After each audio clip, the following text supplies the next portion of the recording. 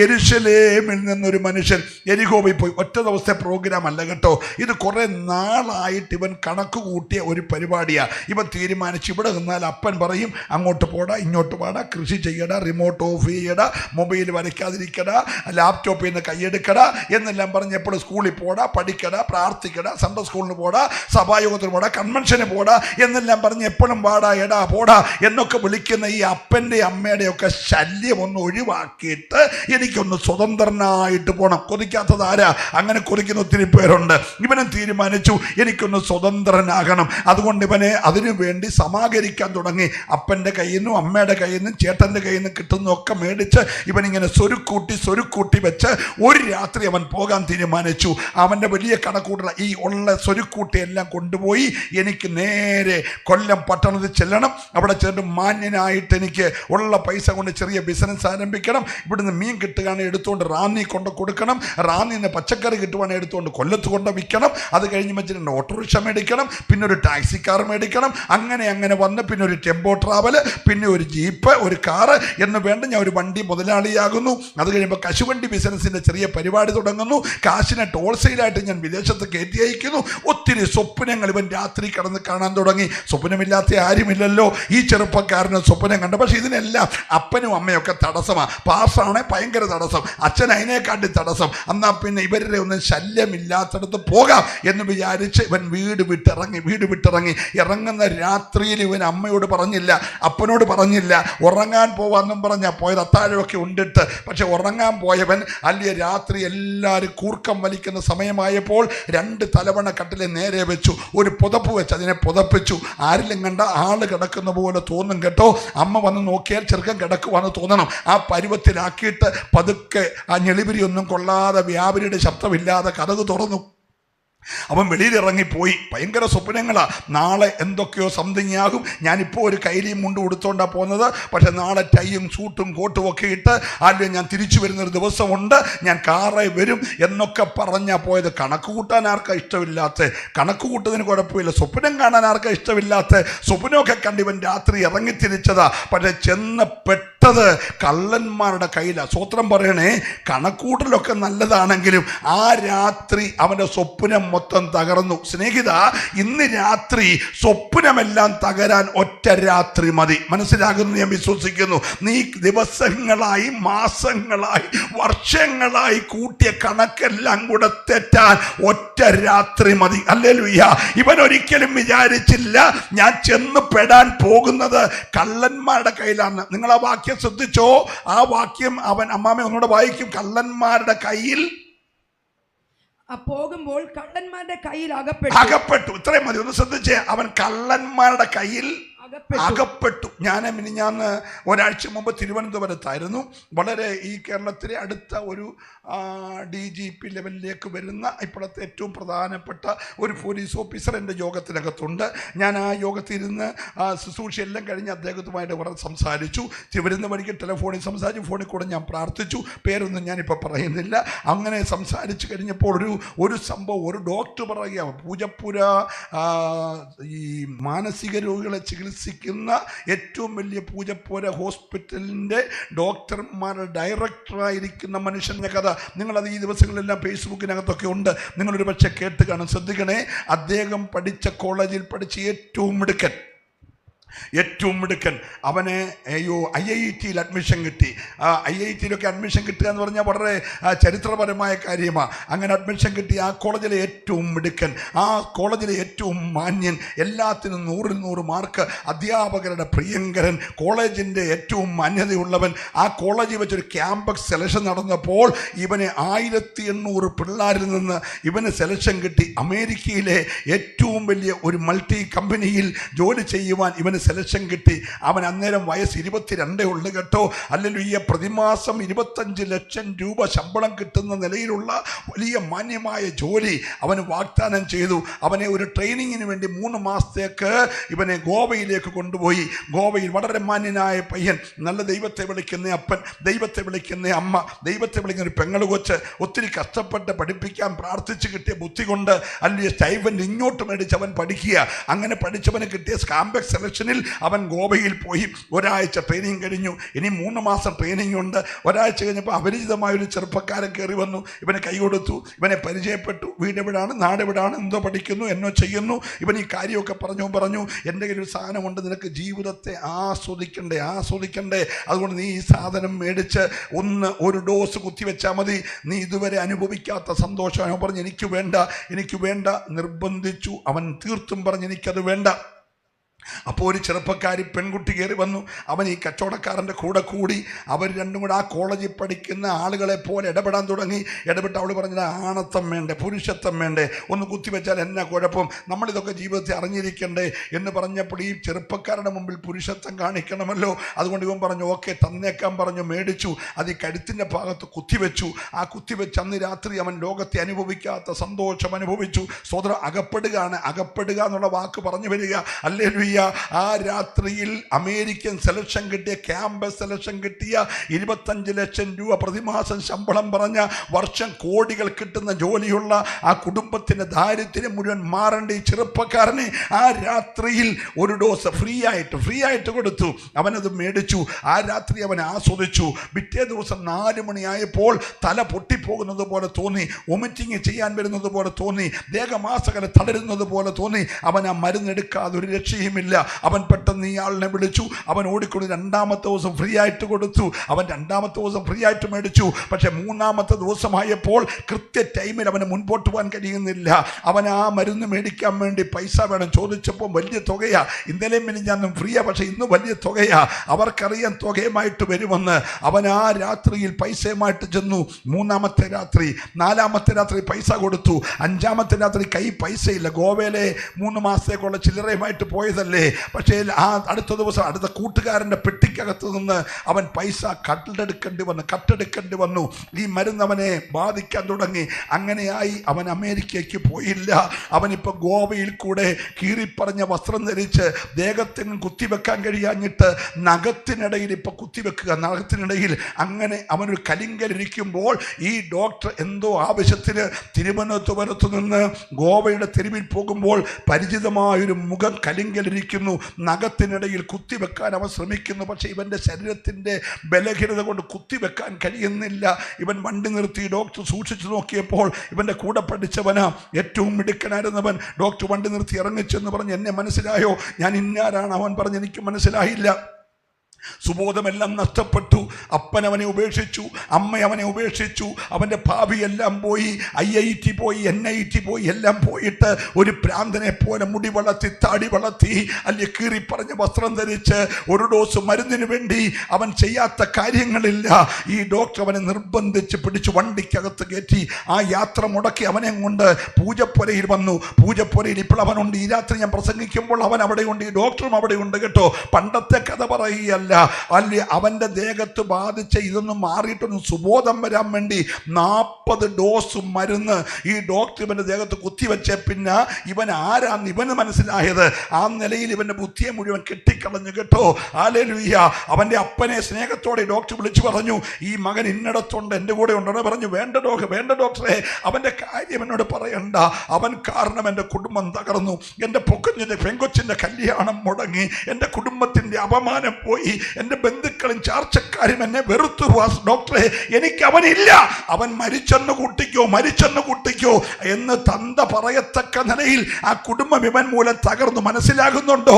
നിനക്ക് തോന്നിയേക്കാം ഇന്ന് രാത്രി യെരുശലേമിനെ കാട്ടി നല്ല എരിഹോവാണെന്ന്. പക്ഷെ നീ അപ്പന്റെ സാന്നിധ്യം വിട്ട്, അമ്മയുടെ സാന്നിധ്യം വിട്ട് നിന്റെ ഇഷ്ടത്തിന് ഇറങ്ങിത്തിരിച്ചാൽ ചെന്നു പെടുന്നത് ഒരു കള്ളന്റെ കയ്യിലായിരിക്കും. ഇന്ന് രാത്രി ഞാൻ ഈ ദൂത് പറയുമ്പോൾ അകപ്പെട്ടു പോയ ചിലതിനെ സ്വർഗം വിടുവിക്കാൻ ആഗ്രഹിക്കുകയാ. കരയുന്നൊരു മാതാവുണ്ടെങ്കിൽ, കരയുന്നൊരു പിതാവുണ്ടെങ്കിൽ ഇന്ന് രാത്രി ദുഷ്ടൻ അപകരിച്ച് അകപ്പെടുത്തിയ തലമുറയെ വിടുവിപ്പാൻ കഴിയുന്ന കരമടിച്ചില്ലാത്ത ദൈവത്തെ സ്തുതിക്കട്ടെ. ഈ ദേശത്തിന്മേൽ വ്യാപരിക്കുന്ന കുടുംബങ്ങളുടെ തലമുറകളെ അല്ലെ തകർത്തുകൊണ്ടിരിക്കുന്ന ആ പൈശാചിക ആധിപത്യത്തിന്റെ മേൽ ഇന്ന് രാത്രി ഒരു ജയമെടുക്കുകയോ.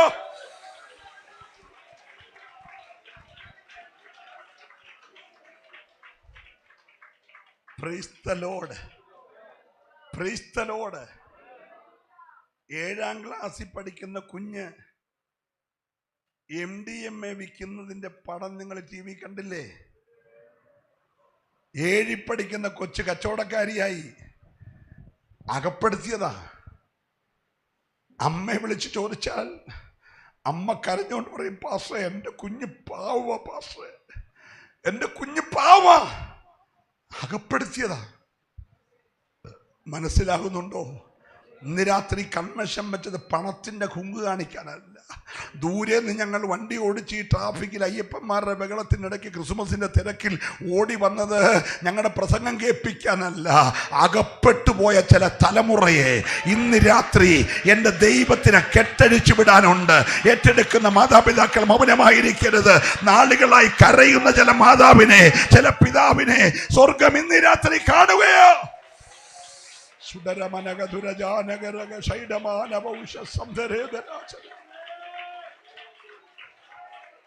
നമ്മുടെ കരമുയർത്തി ദൈവത്തെ ഒന്ന് സ്തുതിക്കാം.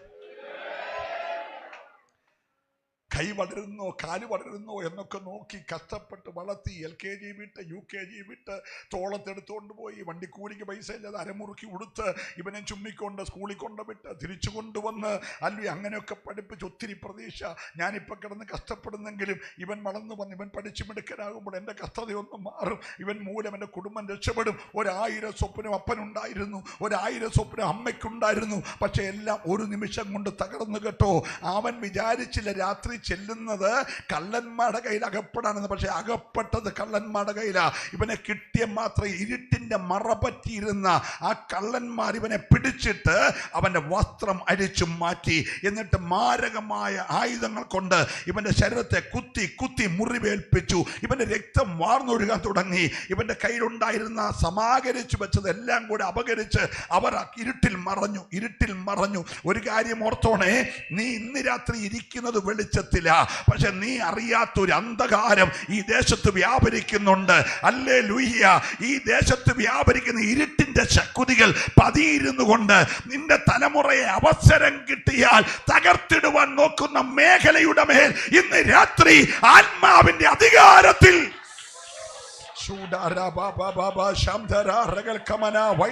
എല്ലാവരും ദൈവത്തെ ആരാധിച്ചുകൊണ്ടിരിക്കട്ടെ.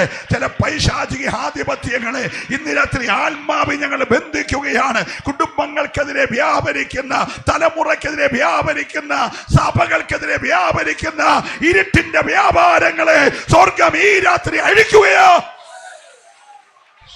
രമന രഗന രഗത രജ രമശന്തര.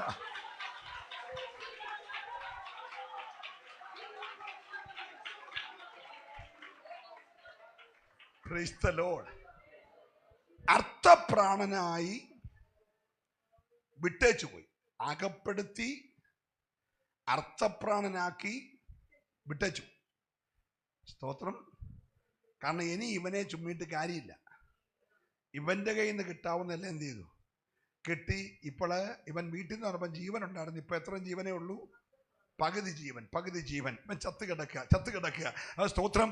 ആ വഴിയെ കൂടെ യാദൃച്ഛിക ഒരു പുരോഹിതൻ വന്നു. ഏതാണ്ട് വെളുക്കാൻ തുടങ്ങുന്ന സമയം പ്രഭാതയാമത്തിൽ യഹൂദനെ സംബന്ധിച്ച് അവിടെ ആരാധനയുണ്ട്. ആരാധനയ്ക്ക് പോകുന്ന പുരോഹിതൻ വന്നപ്പോൾ ഈ രക്തമൊക്കെ വാർന്നൊലിച്ച് ചാകാറായ അവസ്ഥയിൽ ഞരങ്ങിക്കൊണ്ട് കിടക്കുന്നു. ഇവനെ നോക്കിയപ്പോൾ നല്ല പരിചയം. പക്ഷെങ്കിൽ തൊട്ടാൽ പ്രമാണമുണ്ട്, ശവത്തെ തൊട്ടാൽ അവൻ ആരാകും? അശുദ്ധനാകും. പിന്നെ യാഗം നടത്താനൊക്കത്തില്ല. യാഗം പ്രതീക്ഷിച്ച് 1000 പേര് നിൽക്കുക. നിങ്ങളൊന്ന് ഓർത്തേ, ഇന്ന് രാത്രി ഞാൻ വരുന്ന വഴിക്ക് എൻ്റെ കൺമുമ്പിൽ ഒരു ആക്സിഡൻറ്റ്. അപ്പം ബിനു പറഞ്ഞു, പാസ്റ്ററെ നമുക്ക് നിർത്താം പാസ്റ്ററെ. അപ്പം നിർത്തിയിട്ട് ആ രോഗിയെ ഞങ്ങൾ ചോര ഒലിച്ച് കിടക്കുന്നു. എൻ്റെ വണ്ടിക്കകത്ത് കയറ്റി. അവർ പറഞ്ഞു വണ്ടി വിട്ടിട്ട് നേരെ ശങ്കേഷ് ഹോസ്പിറ്റലിലോട്ട്. ഞാൻ കൊല്ലത്ത് വിട്ടു. നിങ്ങളിവിടെ വന്ന് കാത്തിരിക്കുക, PC ചെറിയാൻ ഇപ്പം വരും. അവിടെ ചെന്ന് ഡോക്ടർ പറഞ്ഞു, ആ പോലീസുകാർ വരും, കേസ് എഴുതിയിട്ട് പോയാൽ മതി, സാക്ഷി എഴുതിയിട്ട് പോയാൽ മതി. എനിക്ക് വരാനൊക്കോ? സ്തോത്രം. അപ്പോൾ എനിക്ക് മനസാക്ഷി ഉണ്ടെങ്കിലും നിങ്ങൾ ഇത്രയും പാവങ്ങൾ പ്രസംഗം കേൾക്കാതിരിക്കുന്നതുകൊണ്ട് വഴി കിടക്കുന്നവനെ കണ്ടാലും ഞാൻ എന്ത് ചെയ്യും? കാണാത്തവനെ പോലെ. അതാ പുരോഹിതൻ ചെയ്തുള്ളൂ. നമുക്ക് പുരോഹിതനോട് പണം കണ്ടോ? സ്തോത്രം പറഞ്ഞേ. പുരോഹിതന് ശുശ്രൂഷ ചെയ്യാൻ പോണം. ശുശ്രൂഷയാ വില വലിയത്, ഇവനല്ല. മനസ്സിലായില്ലേ? ഒരു മനുഷ്യന്റെ പ്രാണനെക്കാട്ടി ശുശ്രൂഷയ്ക്ക് വില കൊടുത്ത മനുഷ്യൻ കണ്ടിട്ട് കാണാതെ മാറിപ്പോയി. തൊട്ടുപുറകെ ഇവനെ അതിനെക്കാട്ടി പരിചയമുള്ള ഇവനെ ഈ ആടിനെയും പശുവിനെയും ഒക്കെ യാഗത്തിന് കൊണ്ടുവരുമ്പോൾ ഇവന്റെ കയ്യിൽ നിന്ന് മേടിച്ച് യാഗപടത്തോട് ചേർത്ത് കെട്ടിയിട്ട് യാഗം നടന്ന് ലേവ്യൻ പുറകെ വന്നു. അവൻ ഇവനെ നല്ല പരിചയമുള്ളവനാ. പക്ഷെ കണ്ടിട്ട് അവിടെ പാപങ്ങൾ യാഗം കഴിക്കാൻ വന്നു ഇപ്പുണ്ട്. ഇവനെ പൊക്കിക്കൊണ്ട് പോയാൽ യാഗം നടക്കത്തില്ലല്ലോ. അതുകൊണ്ട് ഇവനെ ഇട്ടിട്ട് അവരും പോയി. ഒരു ദൂത് പറയാനുണ്ട്. നീ പ്രതീക്ഷിച്ച പലരും അകപ്പെട്ടു പോയനെ കണ്ടെന്ന് വന്നേക്കാം, പക്ഷെ സഹായിക്കുമെന്ന് വിചാരിക്കുന്ന പലരും സഹായിക്കാതെ മാറിപ്പോ. ഇന്ന് രാത്രി ഒരു ദൂത് ആവർത്തിച്ച് വിളിച്ചു പറയാ, നീ പ്രതീക്ഷിച്ച പലരും നീ അകപ്പെട്ട മണ്ഡലത്തിൽ നിന്നെ സഹായിക്കാൻ കാണത്തില്ല. എത്ര പേര് വിശ്വസിക്കുന്നുണ്ട്? എന്നാൽ അകപ്പെട്ടതിനെ കണ്ടിട്ട് സഹായിക്കാൻ അവസരമുണ്ടായിട്ടും പദവി നഷ്ടപ്പെടാതെ ശുശ്രൂഷ നഷ്ടപ്പെടാതെ മാറിപ്പോയപ്പോൾ ഒരുത്തൻ ദൂരെ നിന്ന് വരുന്നുണ്ട് കേട്ടോ. ഹല്ലേലൂയ. എന്റെ ചിന്ത, വീട്ടിൽ നിന്ന് ഇവൻ ഇറങ്ങിയപ്പോഴേ ശമരിയെന്ന് അവനും ഇറങ്ങി. സ്തോത്രം പറഞ്ഞില്ല. ഹല്ലേലൂയ. ഒന്നുകൂടെ പറയാം. വീട് വിട്ട് യെരൂശലേം വിട്ട് ഇവൻ രാത്രി ഇറങ്ങിയപ്പോഴേ ശമരി എന്നൊരുത്തൻ ഇറങ്ങിയിട്ടുണ്ട്. ഇറങ്ങിയപ്പോൾ ശമരിയക്കാരൻ സാധാരണ വരുന്നവരല്ല വരുന്നത്. അവനും ഒരു പാണ്ടക്കെട്ട് തയ്യാറാക്കി. അതിനകത്ത് ഒരു കുപ്പി ഒലിവെണ്ണ എടുത്തു വെച്ചു, ഒരു കുപ്പി വീഞ്ഞെടുത്തു വെച്ചു, ഒരു ജോഡി ഡ്രസ്സ് എടുത്തു വെച്ചു, അല്പം പൈസ എടുത്തു വെച്ചു. ഇതെല്ലാം കൂടെ ഒരു പാണ്ടക്കെട്ടാക്കി കെട്ടിയിട്ട് അവൻ ഇങ്ങനെ കഴുതപ്പുറത്ത് വരികയാണ്. അവൻ വന്ന് ഈ കിടക്കുന്നവന്റെ അടുക്ക വന്നു. കണ്ടിട്ട് മനസ്സലിഞ്ഞൊരു സ്വത്രം പറഞ്ഞേ. ഇന്ന് രാത്രി ഞങ്ങൾ യോഗം വെച്ചിരിക്കുന്നത് മനസ്സലിവ് കൊണ്ടാ കേട്ടോ. ഞങ്ങൾക്കല്ല, നിന്റെ ആത്മാവിനെ വില കൽപ്പിച്ച് സ്വർഗം വെടിഞ്ഞ് താണലോകത്തിൽ വന്ന് കാൽവറി ക്രൂശിൽ പിടഞ്ഞു മരിച്ച ഒരു സ്വർഗീയ രക്ഷകൻ ഇന്ന് രാത്രി ഇവിടെ എഴുന്നള്ളി വന്നിട്ടുണ്ട്. അവൻ നിന്നെ കണ്ട് മനസ്സലിഞ്ഞത് കൊണ്ടാ ഇവിടെ ഈ സംരംഭം ഉയർന്നിരിക്കുന്നത്. സ്നേഹിത, ഇന്ന് രാത്രി ഓർപ്പിക്കട്ടെ, മറ്റൊരുത്തന് രക്ഷയില്ല. നാം രക്ഷിക്കപ്പെടുവാൻ ഈ ആകാശത്തിന്റെ കീഴിൽ ഈ മനുഷ്യർ നൽകപ്പെട്ട ഒരേ ഒരു നാമമുണ്ടെങ്കിൽ ഞങ്ങൾ ഉയർത്തുന്ന യേശുവല്ലാതെ മറ്റൊരുത്തരില്ല. ഏറ്റെടുക്കുന്നവരുടെ കരമൊന്ന് ചേർത്തടിച്ച് ഇന്നത്തെ ദൈവത്തെ സ്തുതിക്കട്ടെ. മറ്റൊരുത്തന് രക്ഷയില്ല.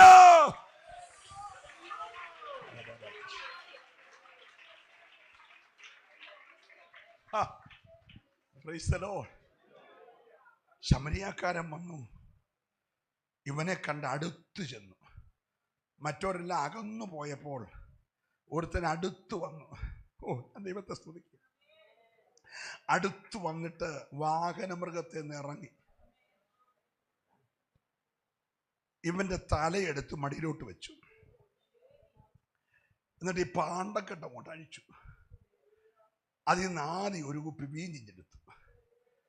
എടുത്തിട്ട് ഇവന്റെ വായിൽ ഒഴിച്ചു കൊടുത്ത് ഇവന്റെ ആ ക്ഷീണം ഒന്ന് മാറ്റാൻ പുറമെയുള്ള മുറിവെല്ലാം ഒപ്പിയെടുത്തു. ഇവന്റെ കണ്ണിക്കൂടെ കണ്ണുനീരൊഴുകുന്നുണ്ട്. ഈ അകപ്പെട്ട സമയത്ത് ഇവൻ ആവർത്തിച്ച് നിലവിളിച്ച് കാണും, ചായന്മാരെ കൊല്ലല്ലേ, പൈസ എല്ലാം കൊണ്ടുപോക്കൂ, വസ്ത്രം കൊണ്ടുപോക്കൂ, കൊല്ലല്ലേ എന്ന് പറഞ്ഞ് ഇവൻ അലറിക്കരഞ്ഞു കാണും. സ്തോത്രം. അതുകൊണ്ട് ഇവർ കൊല്ലാതെ കൊന്നിട്ട് പോയേക്കുക. സ്തോത്രം. ആ മുറിവുകളെല്ലാം ഒപ്പിയെടുത്തു.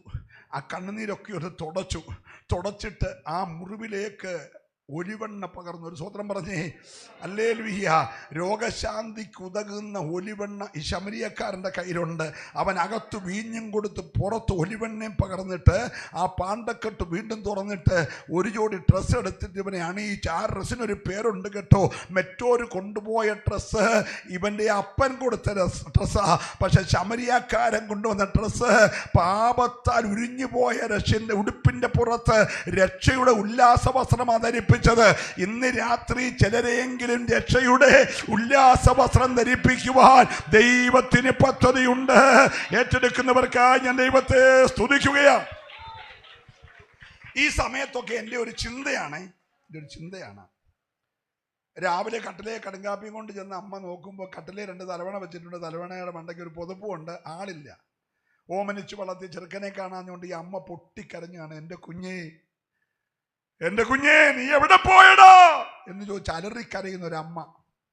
അമ്മയുടെ കരച്ചിൽ കേട്ട് ഭാരപ്പെടാതെ അവൻ വരും, അവനെങ്ങും പോത്തില്ല എന്നൊക്കെ പറഞ്ഞ് ആശ്വസിപ്പിക്കുന്ന ഒരു അപ്പൻ. സ്തോത്രം. വീട്ടിൽ കരച്ചിൽ നടക്കുക. വഴി പകുതി മരിച്ചു കിടക്കുക. അവിടെ കരഞ്ഞാൽ മതി, ഇവിടെ വിടുതൽ നടക്കും. ഏതെങ്കിലും കുടുംബത്തിൽ കൈവിട്ടു പോയ അകപ്പെട്ടു പോയ തലമുറയെ ചൊല്ലി ഒരമ്മയെങ്കിലും അകത്തളത്തിൽ കരഞ്ഞാൽ ഹല്ലേലൂയ വഴിയിൽ വിടുതൽ നടക്കും. ഇന്ന് രാത്രിയിൽ എത്ര പേര് വിശ്വസിക്കാൻ തയ്യാറുണ്ട്? കരയുന്നൊരപ്പനുണ്ടെങ്കിൽ, കരയുന്നൊരമ്മയുണ്ടെങ്കിൽ, ഏത് തകർന്ന മണ്ഡലത്തിലും ഇറങ്ങി വന്ന് പ്രവർത്തിക്കുന്ന ഒരു ദൈവം ഇന്ന് രാത്രിയുണ്ട്. ഞാൻ ദൈവത്തെ സ്തുതിക്കും. ഇവൻ ഈ വസ്ത്രം അണിയിച്ച് മുറിവെല്ലാം കെട്ടി വീഞ്ഞെല്ലാം കൊടുത്ത് അവനെ താങ്ങിയെടുത്തു. എങ്ങനെ എടുത്തു? ഹല്ലേലൂയ. ഇന്ന് രാത്രിയിൽ പലരും കണ്ടിട്ട് അകന്നു മാറിയപ്പോൾ താങ്ങിയെടുക്കുന്ന ഒരാൾ. ഞാൻ ദൈവത്തെ സ്തുതിക്കുക. ഇവന്റെ ആ അവസ്ഥയിൽ നിന്ന്, ആ തകർന്ന അവസ്ഥയിൽ നിന്ന്, ആ ഒറ്റപ്പെട്ട അവസ്ഥയിൽ നിന്ന്, ആ മുറിവേറ്റ അവസ്ഥയിൽ നിന്ന്, അർത്ഥപ്രാണനായ അവസ്ഥയിൽ നിന്ന്, എല്ലാവരാലും കൈവിടപ്പെട്ട അവസ്ഥയിൽ നിന്ന് ഒരുത്തൻ അവനെ താങ്ങിയെടുത്തിട്ട് അവനെ വാഹനമൃഗത്തിലോട്ട് കയറ്റി. എന്നിട്ട് ഈ നല്ല ശമരിയക്കാരൻ അവനോട് ചേർന്നിരുന്നിട്ട് അവൻ്റെ തല വഴി വെച്ച് വീണു പോകാതിരിക്കാൻ ആ മാർവോട് ചേർത്ത് ഒന്ന് കെട്ടിപ്പിടിച്ചൊരു സ്വത്രം പറഞ്ഞേ. ഇന്ന് രാത്രി ആർക്കും വേണ്ടാതെ വഴി കടന്നവനെ, ഇരുട്ടി തള്ളിയവനെ താങ്ങിയെടുത്ത് മാർവോട് ചേർക്കുന്ന ഒരു സ്നേഹം. ഹല്ലേലൂയ. വിശ്വസിക്കുന്നവരാരും മൗനമായിരിക്കരുത്. നിന്നെ ലോകം വെറുത്ത് തള്ളി ഒന്നിനും കൊള്ളത്തില്ലെന്ന് പറഞ്ഞ് പുച്ഛിച്ചു തള്ളിയാലും ഇന്ന് രാത്രി സ്നേഹിക്കുന്ന ഒരു സ്വർഗം.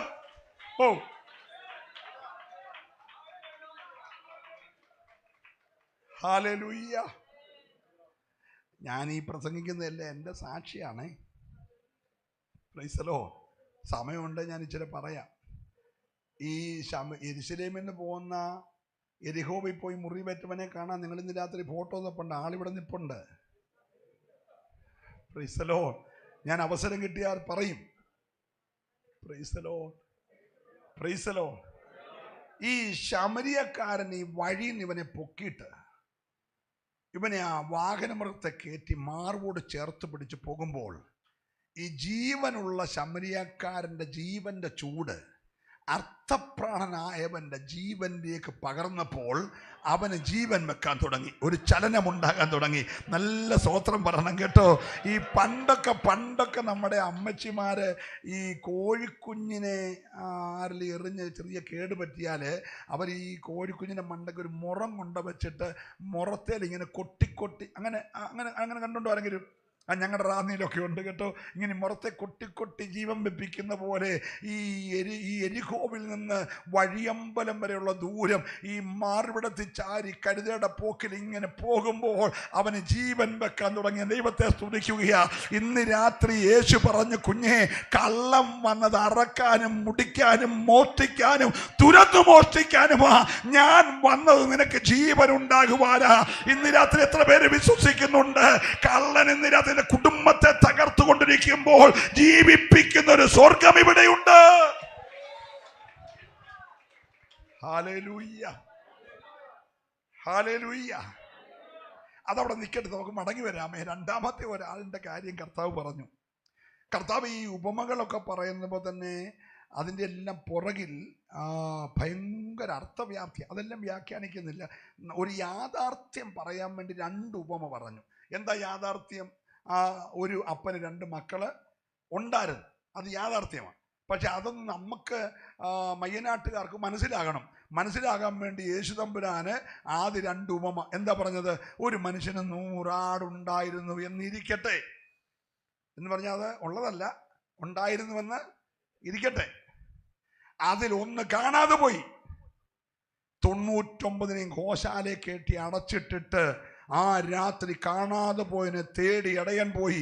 കണ്ടു കിട്ടിയപ്പോൾ തൻ്റെ കൂട്ടിടയന്മാരെ വിളിച്ച് സന്തോഷിച്ചു. രണ്ടാമത്തെ കാര്യം, ഒരു സഹോദരൻ ഈ 10 ദ്രഹ്മ ഉണ്ടായിരുന്നിരിക്കട്ടെ, അതിലൊന്ന് കാണാതെ പോയി. അവൾ വിളക്ക് കത്തിച്ചു വീട് മുഴുവൻ അടിച്ചു വാരി കണ്ടു കിട്ടിയപ്പോൾ തൻ്റെ കൂട്ടുകാരുമായി ഈ 2 കാര്യം പറഞ്ഞത് മറ്റൊരു യാഥാർത്ഥ്യം പറയാനാ. എന്താ യാഥാർത്ഥ്യം? ഒരപ്പന് 2 മക്കൾ ഉണ്ടായിരുന്നു. അതുള്ള സംഭവം ഉണ്ടായിരുന്നു. സ്തോത്രം. അതിലിളയവൻ അപ്പനോട്, അപ്പാ എനിക്ക് വരേണ്ടുന്ന പങ്കെനിക്ക് തരണം. എന്തോ തരണം? പങ്കെനിക്ക് തരണം. ഒന്ന് വായിച്ചോ സഹോദരി. വസ്തുവിൽ എനിക്ക് വരേണ്ടുന്ന പങ്ക് തരണമേ എന്ന് പറഞ്ഞു. അടുത്ത ബാക്കി. അവൻ അവർക്ക് മുതൽ പകുത്തു കൊടുത്തു. അവൻ അവർക്ക്, ആരാ ചോദിച്ചത്? അനുജൻ, ഇളയ മകൻ. കൊടുത്തത് ആർക്കാ? രണ്ടുപേർക്കും. അവർക്ക്, രണ്ടുപേരും കൊടുത്തു. അവൻ അവർക്ക് സ്വത്ത് മുതൽ പകുത്തു കൊടുത്തു. ഏറെ നാൾ കഴിയും മുമ്പേ ഇളയ മകൻ സകലവും സ്വരൂപിച്ച് ദൂരദേശത്തേക്ക് യാത്രയായി. അവിടെ ദുർനടപ്പുകാരനായി ജീവിച്ച് വസ്തു നാനാവിധമാക്കി കളഞ്ഞു. എല്ലാം ചിലവഴിച്ച ശേഷം ആ ദേശത്ത് കഠിനക്ഷാമം ഉണ്ടായിട്ട് അവന് മുട്ടു വന്നു തുടങ്ങി. അവൻ ആ ദേശത്തിലെ പൗരന്മാരിൽ ഒരാളെ ആശ്രയിച്ച്. ഇനി ഒന്ന് മടങ്ങി വരണേ. സ്വത്ത് മുതല് പകുത്തു കൊടുത്തു എന്ന് പറഞ്ഞാൽ ഒരു 10 ഏക്കർ റബ്ബർ തോട്ടം ഉണ്ടായിരുന്നിരിക്കട്ടെ, അല്ലെ 5 ഏക്കർ റബ്ബർ തോട്ടവും 5 ഏക്കർ തെങ്ങും തോപ്പും. പിന്നെ ഒരു 10 പശു ഉണ്ടായിരുന്നു, 20 കഴുത ഉണ്ടായിരുന്നു, 10 ഒട്ടകം ഉണ്ടായിരുന്നു, സ്തോത്രം, 30 ആടുണ്ടായിരുന്നു. ഇതെല്ലാം പകുത്തു. സ്തോത്രം. 2.5 ഏക്കർ തെങ്ങും തോപ്പും 2.5 ഏക്കർ റബ്ബർ തോട്ടം ഇവന് കൊടുത്തു. മറ്റവനും അത്രയും കൊടുത്തു. 30 പശുവിൽ 15 പശുവിനെ ഇവന് കൊടുത്തു. 30 ആടിനകത്ത് 15 ആടിനെ ഇവന് കൊടുത്തു. സ്തോത്രം. 50 കോഴി ഉണ്ടായിരുന്നു, 25 കോഴി ഇവന് കൊടുത്തു. എന്ന് വേണ്ട എല്ലാത്തിൻ്റെയും പകുതി ആർക്ക് കൊടുത്തു? ഒന്നിച്ച് കിടന്ന സാധനമാണ്. ഒന്നിച്ച് കിടന്നൊരു സാധനത്തെ ഇവന് പാകിച്ചു കൊടുത്തപ്പോൾ ഇവൻ എന്ത് ചെയ്തു? കുറച്ച് ദിവസം കൊണ്ട് ആദ്യ കോഴിയെ വിറ്റു, പിന്നെ ആടിനെ വിറ്റു, പിന്നെ പശുവിനെ വിറ്റു, പിന്നെ ഒട്ടകത്തെ വിറ്റു, പിന്നെ തെങ്ങുംതോപ്പ് വിറ്റു, പിന്നെ റബ്ബർ തോട്ടം വിറ്റു. എല്ലാം വിറ്റ് സ്വരുക്കൂട്ടി കാശാക്കി. സ്വതന്ത്രം.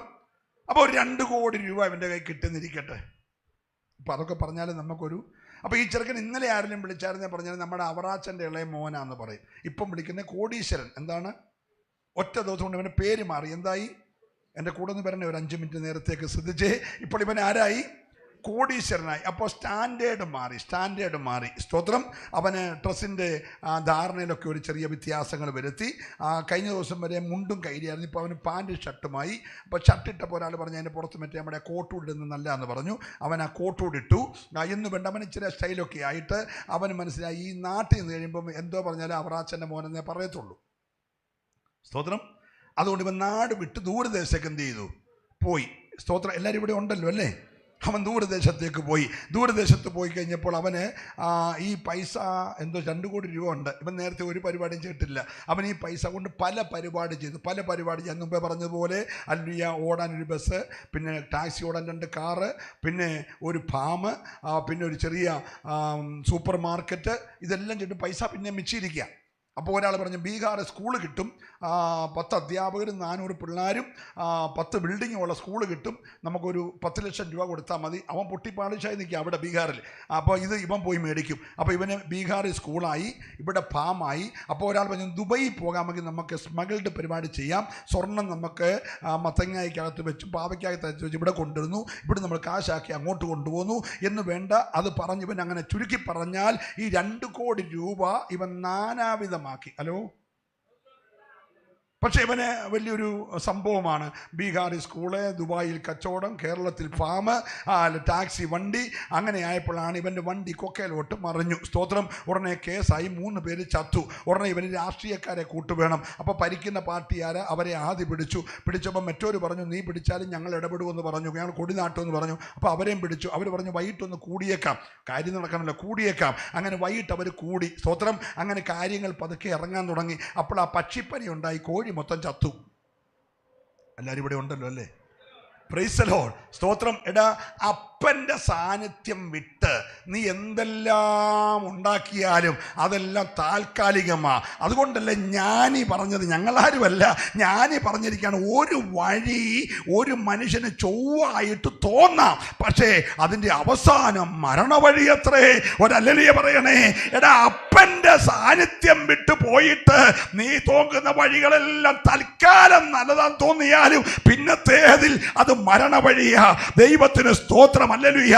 അപ്പോഴാണ് കോവിഡ് വന്നു, സ്കൂളെല്ലാം അടച്ചു. ബീഹാറിലെ സ്കൂളും പറ അടച്ചിട്ട് അവർ പെട്ടെന്ന് ബസ്സോ എഴുതുകൊണ്ട് ഇറങ്ങിപ്പോകുന്ന കണ്ട്. പിന്നത്തെ ഒന്നും നമുക്കറിയത്തില്ല. അങ്ങനെ ഇറങ്ങിപ്പോയപ്പോൾ നേരെ സ്റ്റേഷനിൽ ചെന്നപ്പോൾ ഈ ഇവിടെ ഒന്നും മുടിയില്ല, മണ്ട ഇങ്ങനെ കാക്കക്കൂട് പോലെ അതെല്ലാം വെച്ച് മുടിയും ഇവിടെ 5-6 പൂടയും എല്ലാം ഉള്ള ഒരു ഒരു ഒരു ഒരു ഒരു ഒരു ഏങ്കോണിച്ച് ഒരു ചെറുക്കൻ നിൽക്കുന്നു. അവനെ കണ്ടാൽ തന്നെ നമ്മൾ 2 ദിവസം കഴിഞ്ഞേ വെള്ളം കുടിക്കത്തുള്ളൂ. ആ പരുവത്തിൽ ഇവൻ നിൽക്കുകയാണ്. സ്തോത്രം. ഈ കൊച്ചു അപ്പുറത്ത് ഇങ്ങനെ നഖമൊക്കെ കടിച്ചുകൊണ്ട് നിൽപ്പുണ്ട്. അപ്പോൾ പോലീസുകാരൻ ഈ അപ്പനോട് ചോദിച്ചു, തൻ്റെ കൊച്ചാന്നോടു? ഉണ്ടെങ്കിൽ എൻ്റെ കുഞ്ഞാ, ഞാൻ ഒത്തിരി ഓമനിച്ച് വളർത്തിയ 2 പെൺപിള്ളേരാ, അതിലുള്ള മോള, അവൾ BA പഠിച്ചുകൊണ്ടിരിക്കുക. ഓക്കെ.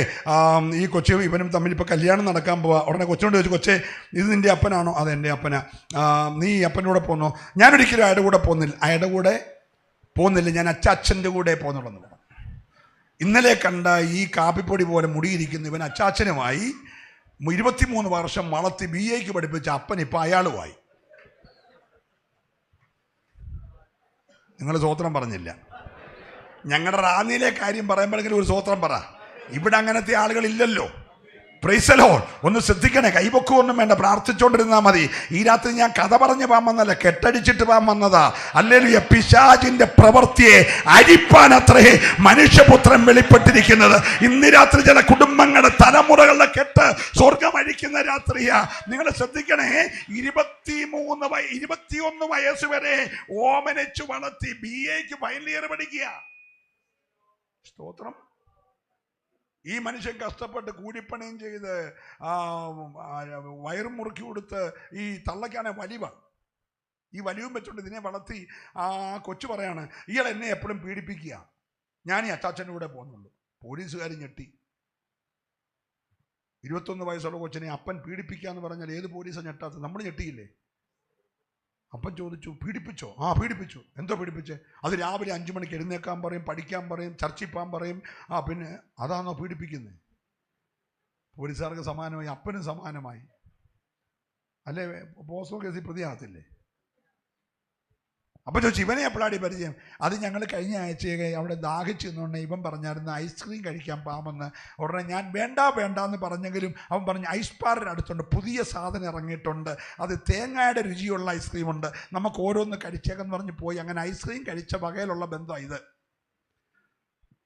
നൊന്ത് പ്രസവിച്ച് വളർത്തിയ അപ്പൻ അയാളുമായി, പീഡിപ്പിച്ചവനുമായി, ഐസ്ക്രീം കൊടുത്ത പുള്ളിക്കാരൻ അച്ചാച്ചനുമായി. സ്തോത്രം. അവസാനം ആവർത്തിച്ച് ചോദിച്ചു, ഈ തന്തയുടെ കൂടെ നീ പോന്നില്ല? ഇവിടെ കണ്ണും കറലും എല്ലാം കൂടി ഇവനങ്ങൾക്ക് ഈ മയക്കി എടുത്തേക്ക് എന്തൊക്കെ കൊടുത്തതെന്ന് നമുക്കറിയത്തില്ല. ലൗചിക അത് കൊടുത്താണോ? അങ്ങനെ ഒരു മരുന്നുണ്ട്. സ്തോത്രം. ഇവൻ എന്തോ കൊടുത്താലും ഇവൾ മയങ്ങി. ഇതുണ്ട്. ഇപ്പം 2 കൊച്ചുങ്ങളും കൊണ്ട് തെണ്ടിക്കൊണ്ട് നടക്കുക. അതുവഴി വാടകപ്പരെ മാറി നടക്കുക. അപ്പൻ നല്ല ഡീസൻ്റായിട്ട് നടക്കുക. സ്തോത്രം. ഇതുങ്ങൾക്കൊരു ധാരണയുണ്ട്, പോയാൽ അപ്പന് പണി കൊടുക്കാമെന്ന്. അപ്പനൊരു പണിയും വരത്തില്ല.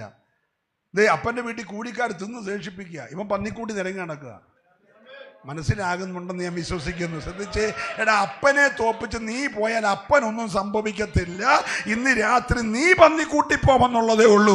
അതുകൊണ്ട് ഇന്ന് രാത്രി അപ്പനിൽ നിന്ന് അകന്നിട്ടുണ്ടെങ്കിൽ അനുദപിച്ച് കരഞ്ഞ് ഏറ്റു പറഞ്ഞ് നീ അപ്പൻ്റെ അടുക്കലേക്ക് ഈ രാത്രി മടങ്ങി വരണം. ഒരു നല്ല ഹല്ലേലൂയ പറഞ്ഞേരെ. അങ്ങനെ ഇവന് പന്നിക്കൂട്ടി ജോലി കിട്ടി. പക്ഷെ അയാളുടെ ഫാം ചെറിയ ഫാമല്ല, വലിയ പന്നി ഫാമാ. പന്നിയെ നോക്കാൻ 2 പേര്, പന്നിക്ക് വാളവര കൊടുക്കാൻ വേറെ 2 പേര്, പന്നിയെ കുളിപ്പിക്കാൻ വേറെ ആള്, പന്നി തൂക്കം തികയുന്നതനുസരിച്ച് കശാപ്പശാലയോട്ട് വിടാൻ 2 പേര്. അങ്ങനെ ഇഷ്ടംപോലെ ജോലിക്കാരുള്ളിടത്ത് ഇവന് കിട്ടിയ പന്നിയെ നോക്കാനാ വാളവരെ നോക്കണം. പക്ഷേ വാളവര കൊടുക്കുന്ന പണി ഇവൻ്റെ അല്ല. ആരെങ്കിലും ഇവൻ കഴിച്ചേനെ. സ്തോത്രം. എഴുതിയേക്കുന്നത് പന്നിക്ക് കൊടുക്കുന്ന വാളവരെയെങ്കിലും തിന്ന് വിശപ്പടക്കാൻ അവൻ ആഗ്രഹിച്ചു. പക്ഷെ അതും അവന് ലഭിച്ചില്ലെന്ന് പറഞ്ഞാൽ അത് വേറെ ആളുടെ കയ്യില്ല. ഹലോ. അപ്പോൾ ഇവൻ എന്തോ വന്നു. അതുകൊണ്ട് ഞാൻ ഇവനെ മുടിയൻപുത്രാന്ന് വിളിക്കാത്തത്. നിങ്ങളും അങ്ങനെ വിളിക്കല്ലേ. ഇവൻ എപ്പോഴാണ് സുബോധം വന്നേ? പന്നിക്കൂട്ടില് ഇരുന്നപ്പോൾ. ഒന്ന് ശ്രദ്ധിക്കണേ. അപ്പൊ ഇവൻ വസ്തുവിന്റെ പങ്ക് ചോദിച്ചപ്പോൾ ഇവൻ എന്തോ ഇല്ല, സുബോധമില്ല. ഇവനിത് വിറ്റ് സ്വരുക്കൂട്ടി കാശാക്കിയപ്പോൾ ഇവൻ എന്തോ ഇല്ല, സുബോധമില്ല. ഇതെല്ലാം കൊണ്ട് ദൂരദേശത്ത് പോയപ്പോൾ ഇവൻ എന്തോ ഇല്ല, ഇവന് നാനാവിധമാക്കിയപ്പോൾ ഇവൻ എന്തോ ഇല്ല, സുബോധമില്ല. ഇവൻ വേശ്യമാരോടുകൂടെ ജീവിതം ചെലവഴിച്ചപ്പോൾ ഇവൻ എന്തോ ഇല്ല, സുബോധമില്ല. അപ്പൊ ഇതെല്ലാം ഇവൻ ചെയ്ത എന്തോ ഇല്ലാതാ. അതുകൊണ്ട് ഇന്ന് രാത്രി പ്രാർത്ഥിക്കണ്ട, എൻ്റെ കർത്താവേ എൻ്റെ കുഞ്ഞിന് സുബോധം വരണേ. ഹലോ, മൗനമായിരിക്കരുത്. ഇതൊരു വിടുതലിന്റെ രാത്രിയാണ്. ഇന്ന് രാത്രി ഒരു സുബോധം മടക്കി കിട്ടുവാൻ.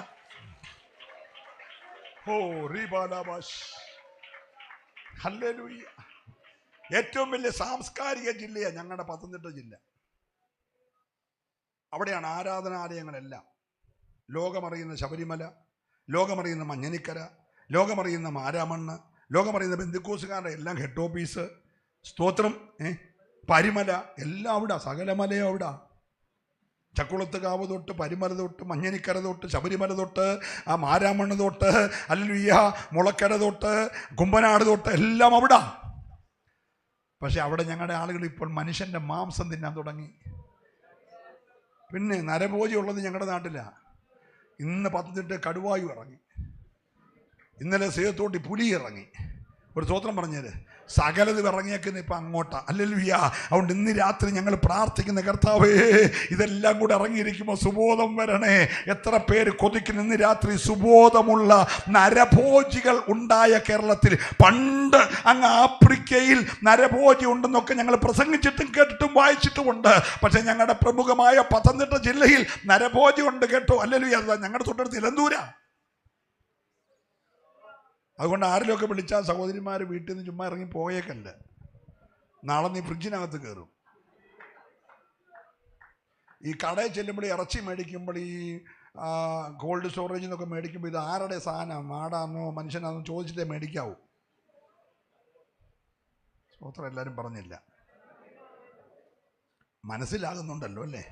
ഒരല്ലേലൂയ പറഞ്ഞേ, നല്ല അല്ലേലൂയ പറയണം. അപ്പൊ ഇവൻ ആ രാത്രിയിൽ സുബോധമുണ്ടായി. സുബോധം വന്നപ്പോൾ അവൻ അപ്പൻ്റെ വീട് ഓർത്തു. മാനസാന്തരത്തിന്റെ ആദ്യ പടിയാ അപ്പൻ്റെ വീട് ഓർക്കുക. സ്തോത്രം. Price the Lord. ഈ ഇവിടെ ഇപ്പം നമ്മുടെ പള്ളികളിലൊക്കെ നടക്കുന്ന പ്രധാനപ്പെട്ട വിഷയം എന്ന് പറഞ്ഞാൽ യേശുവിൻ്റെ സിംഹാസനം ഓർത്തൊന്നുമല്ല, പത്രോസിൻ്റെ സിംഹാസനം ഓർത്താ. അതിനാ വടംവലിയും കേസും വഴക്കും പോലീസും എല്ലാം പ്രൊട്ടക്ഷൻ കൊടുക്കുന്നത്. അത് ഞങ്ങൾക്ക് വേണമെന്നൊരു കൂട്ടർ, ഞങ്ങൾ തെരച്ചിൽ മറ്റേ കൂട്ടർ. ആരും എടുക്കട്ടെ. ഈ പത്രോസ് എൻ്റെ കൂട്ടം നിങ്ങൾ നല്ലറി പ്രസംഗിച്ചില്ല. 15 മിനിറ്റ് കഷ്ടിച്ചു. അല്ലേ സാറേ? 15 മിനിറ്റ് കഷ്ടിച്ചു. അതിനുള്ളതേ ഉള്ളൂ. പ്രസംഗം ഇടയ്ക്ക് ഒരു അമ്മാമ്മ അല്ലെ ഒരു അച്ചായൻ ചോദിച്ചു, ഞങ്ങൾ രക്ഷിക്കപ്പെടാൻ എന്തോ ചെയ്യണം? പ്രസംഗം നിർത്തി. പിന്നെ അതിനെക്കുറിച്ചാണ് പ്രസംഗം. 5 മിനിറ്റ്. മറ്റേ 15 മിനിറ്റ് ചോദ്യത്തിൻ്റെ മറുപടി 5 മിനിറ്റ്. കേട്ടോരെല്ലാം അവിടെ 3000 പേര് എന്ത് ചെയ്തു? സ്നാനപ്പെട്ടു. സ്വതന്ത്രം പറഞ്ഞ് എല്ലാ യോഗത്തിലും രക്ഷിക്കപ്പെടുന്ന ഈ രാത്രിയും വന്നിട്ടുണ്ട്. ഞാൻ അവരുടെ കാര്യമല്ല, ഇന്ന് രാത്രി രക്ഷിക്കപ്പെട്ടവരെല്ലാം കൂടെ സ്നാനപ്പെട്ടു. ഹല്ലേലൂയ പറഞ്ഞേ. ഹല്ലേലൂയ. തുടങ്ങിയത് 120 പേരെ വെച്ചുകൊണ്ട് പ്രസംഗം തുടങ്ങിയത്. യോഗം കഴിഞ്ഞപ്പോൾ 3120 പേരായി. പിന്നെ അവരുടെ സ്നാനപ്പെടാത്ത ബന്ധോ സ്വന്തം എല്ലാം കൂടെ 16,000 വേറെ ഉണ്ട്. ഒറ്റ ദിവസം കൊണ്ട് 10,000 പേരുടെ സഭയായിരുന്നു. സ്വതന്ത്രം പറഞ്ഞേ. ഹല്ലേലൂയ. അവിടെ എല്ലാം പത്രോസ് പ്രസംഗിച്ച ഒറ്റ വിഷയം എന്നാണെന്നറിയാമോ? നിങ്ങളുടെ പാപത്തിന്റെ പരിഹാരത്തിന് സ്വർഗം വിട്ടിറങ്ങി വന്ന പരിശുദ്ധനെ നമ്മുടെ പിതാക്കന്മാർ ക്രൂശിച്ചു കൊന്നു. പക്ഷെ മരണം അവനെ പിടിച്ചു വെക്കുന്ന അസാധ്യമായിരുന്നു.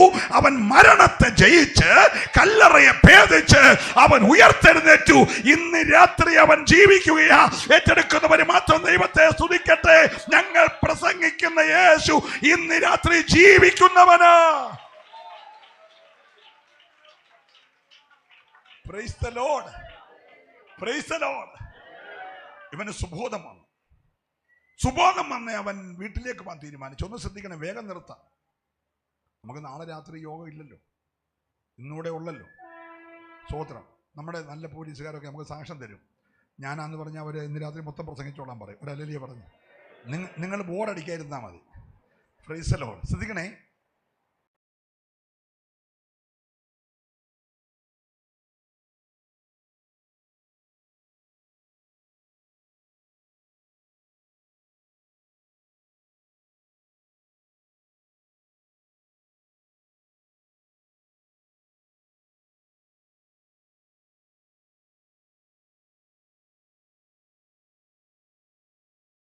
ഒരാഴ്ച കഴിഞ്ഞപ്പോൾ അപ്പച്ചൻ പറഞ്ഞു, ഞാൻ കോട്ടയം വരെ പോവാം, എനിക്ക് അവിടുത്തെ ജൂബിലറി ഒന്ന് സന്ദർശിക്കണം.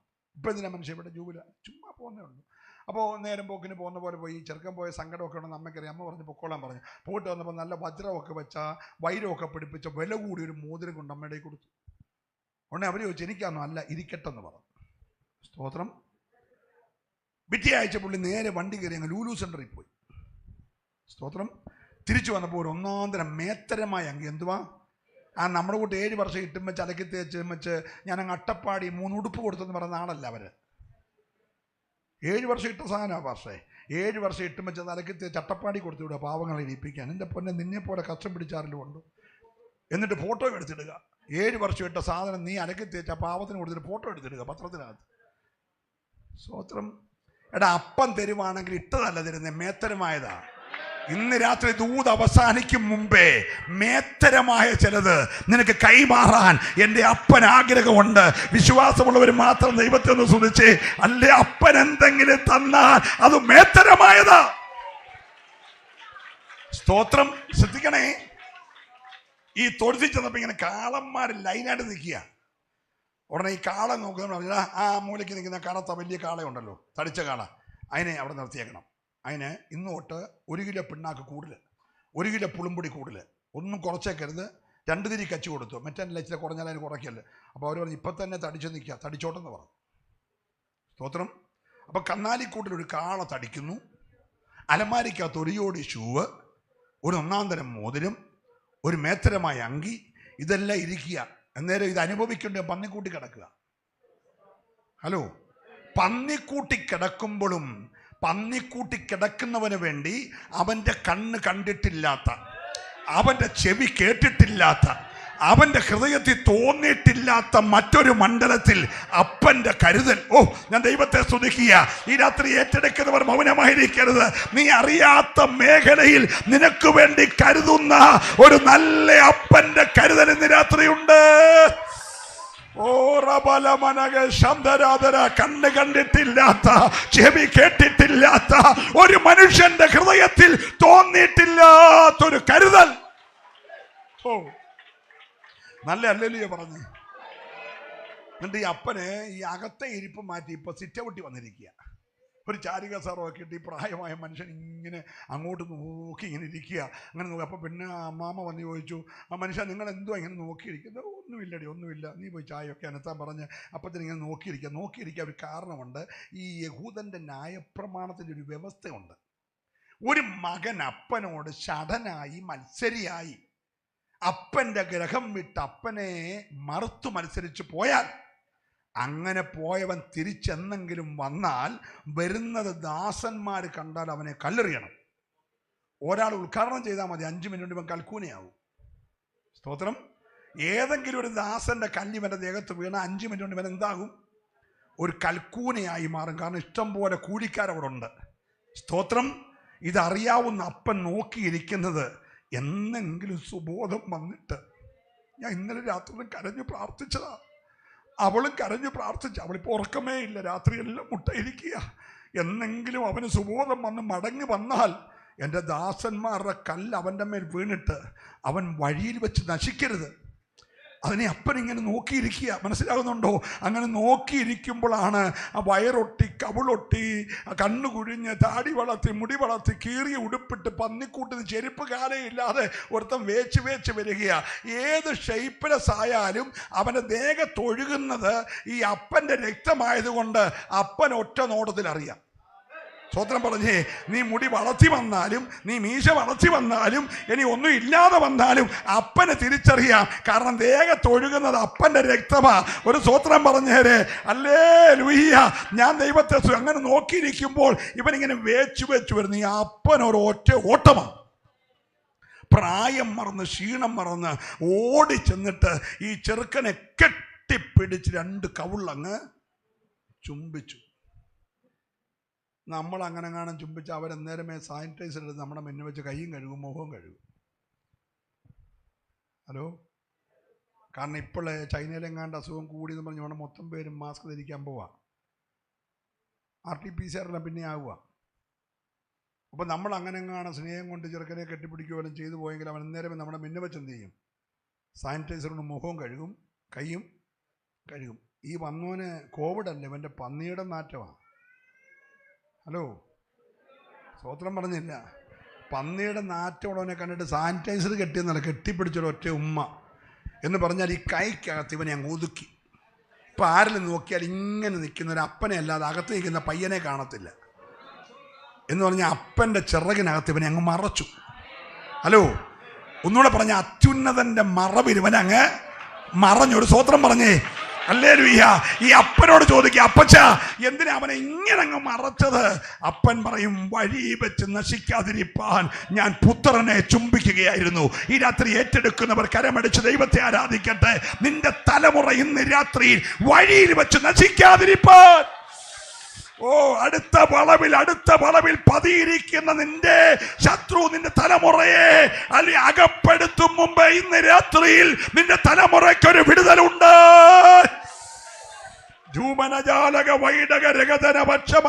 അഭിഷേകം പ്രാപിച്ച ദൈവമക്കൾ ഒരു നിമിഷം ദൈവത്തെ ആരാധിച്ചോ. അസാധാരണമായൊരു ദൈവകൃപ ഇന്ന് രാത്രി ഈ പന്തലിൽ വ്യാപരിക്കുകയാ, ഈ ശബ്ദത്തിൽ വ്യാപരിക്കുകയാ. ഈ രാത്രിയിലെ കുടുംബങ്ങളുടെ തലമുറ കെട്ടഴിക്കുന്ന രാത്രിയാ.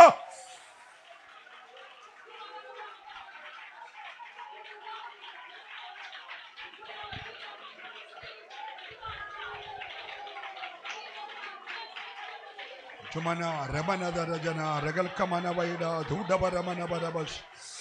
ഓ രക്തത്താല ജയം, രക്തത്താല ജയം, രക്തത്താല ജയം.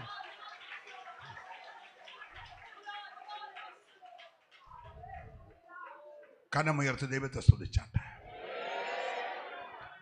അപ്പനിവനെ കെട്ടിപ്പിടിച്ചവന് ദാസന്മാരുടെ കല്ലിവന്റെ ദേഹത്ത് വീഴത്തില്ല. ഇവന്റെ കയ്യെ പിടിച്ചുകൊണ്ട് അപ്പന വീടിന്റെ മുറ്റത്തോട്ട് വന്നു.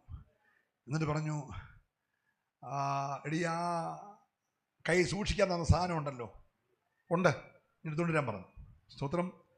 എന്നിട്ട് ഇവനെ ആ മോതിരം അണിയിച്ചു, ആ ചെരുപ്പണിയിച്ചു, ആ മേത്തരമായ അങ്കി അണിയിച്ചു.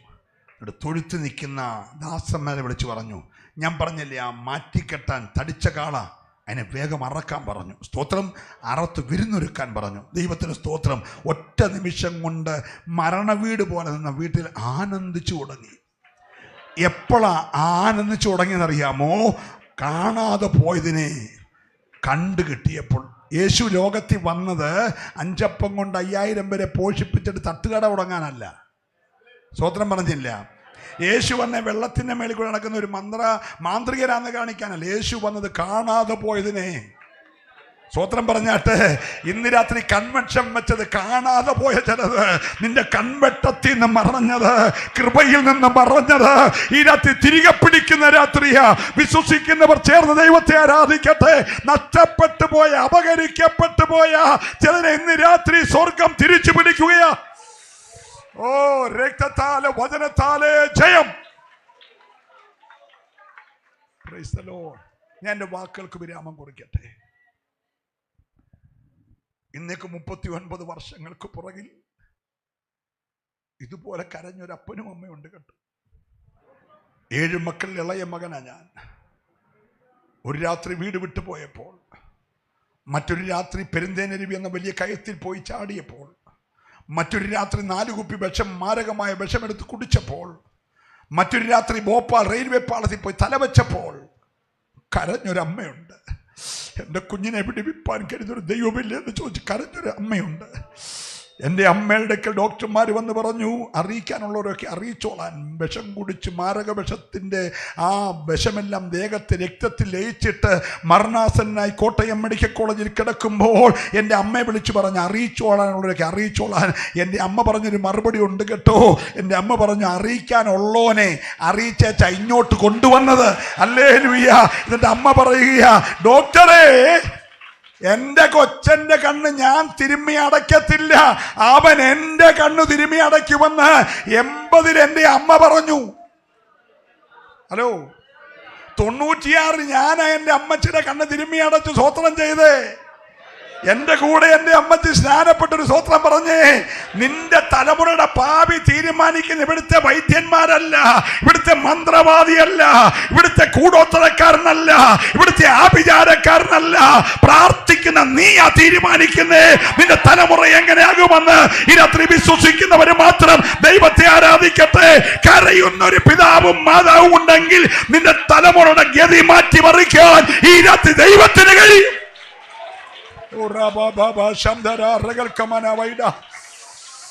ഓ ജയം. Price the Lord. ഞാൻ രക്ഷിക്കപ്പെട്ട് സ്നാനപ്പെട്ട് പെന്തിക്കോസ് അനുഭവത്തിൽ വന്നപ്പോൾ ഞങ്ങളുടെ നാട്ടുകാരെല്ലാം കൂടെ പറഞ്ഞു ആ മുഴുത്ത മാനസാന്തരം 3 മാസമാണ്. സ്തോത്രം. പക്ഷെ 39 പൂർത്തീകരിക്കുക. അടുത്ത ജൂലൈ 22 ഞാൻ ഉണ്ടെങ്കിൽ 40 വർഷമാവുക. എടാ, നിന്റെ ആയുസ്സും നിന്റെ ശുശ്രൂഷയുടെ പഴക്കമൊക്കെ തീരുമാനിക്കുന്ന സ്വർഗമാണ്. ഇന്ന് രാത്രി ചിലതിനെ കൂടി സ്വർഗം കുറിച്ചിട്ടുണ്ട്. ഈ കൺവെൻഷന്റെ പുറകിൽ ചില കുടുംബങ്ങൾക്കകത്ത് നാളുകളായി ദുഷ്ടപിശാച് വകഞ്ഞു വെച്ചിരിക്കുന്ന പിശാച് അകപ്പെടുത്തി ചിലതിനെ ഈ ദൂത് ഞാൻ പറഞ്ഞുകൊണ്ടിരിക്കുമ്പോൾ എൻ്റെ ദൈവം വിടുവിക്കുന്ന രാത്രിയാ. ഹല്ലേലൂയ. വിശ്വസിക്കുന്നവർ മാത്രം ദൈവത്തെ ആരാധിക്കട്ടെ. അപ്പന് പിടികൊടുക്കാതെ, അമ്മയ്ക്ക് പിടികൊടുക്കാതെ ലോകത്തിന്റെ പാപത്തിൽ അകപ്പെട്ടു പോയ ചിലതിനെ ഇന്ന് രാത്രി സ്വർഗം വിടുവിക്കുകയാ.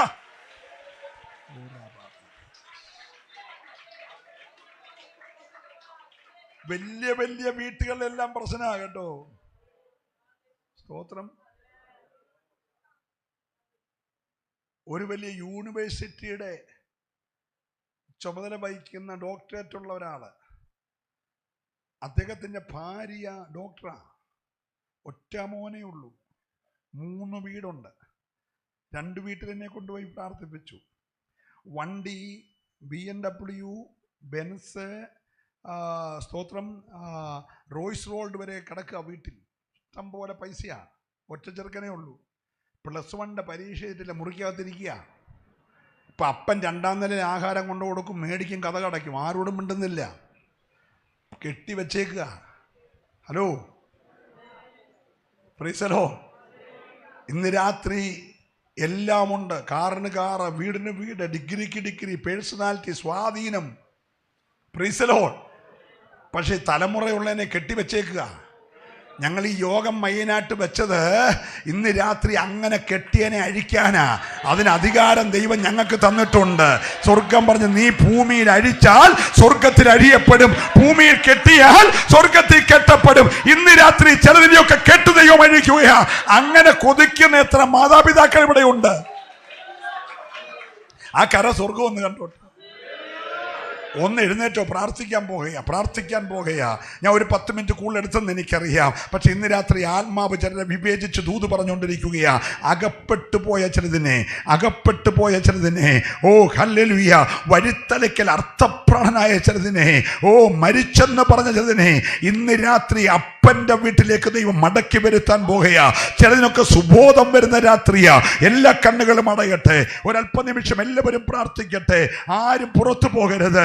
ആ കരങ്ങളൊന്ന് ഉയർത്തിപ്പിടിക്കുമോ? ഇന്ന് രാത്രി നിന്റെ കുടുംബത്തിന്റെ ഉള്ളറയിലെ സന്തോഷം എടുത്തു കളഞ്ഞ്, സ്വസ്ഥത എടുത്തു കളഞ്ഞ്, എല്ലാത്തിനും തറുതല പറയുന്ന, എല്ലാത്തിനും അഹങ്കാര വാക്കുകൾ പറയുന്ന, അപ്പനോട് തട്ടിക്കയറുന്ന, അമ്മയോട് തട്ടിക്കയറുന്ന, അല്ലെങ്കിൽ മുഖത്തൊരു ക്രൂരഭാവമുള്ള, അതേ ആ പൈശാചിക ആധിപത്യമുള്ള തലമുറയെ ഇന്ന് രാത്രിയിൽ ദൈവം വിടുവിക്കാൻ പോകുകയാ. എല്ലാവരും പ്രാർത്ഥിക്കട്ടെ യേശുവിന്റെ നാമത്തിൽ. ഓ റബസ്, ഹല്ലേലൂയ. ഒരു നിമിഷം പ്രാർത്ഥിക്കാം. എല്ലാവരും ആ കണ്ണുകൾ അടച്ച് കരങ്ങൾ ഉയർത്തിപ്പിടിക്കട്ടെ. സ്വർഗീയ പിതാവേ, ഇന്ന് രാത്രി ഈ കരമുയർത്തി നിൽക്കുന്ന നിന്റെ മക്കളെ അങ്ങയുടെ കരങ്ങൾ ഞാൻ ഏൽപ്പിക്കുന്നു. ഈ മയ്യനാട് ദേശത്തെ പാപത്തെ പച്ചവെള്ളം പോലെ കുടിക്കുന്ന കുടുംബങ്ങളുടെ യേശുവിന്റെ നാമത്തിൽ ഇന്ന് രാത്രി അഴിക്കുകയാ.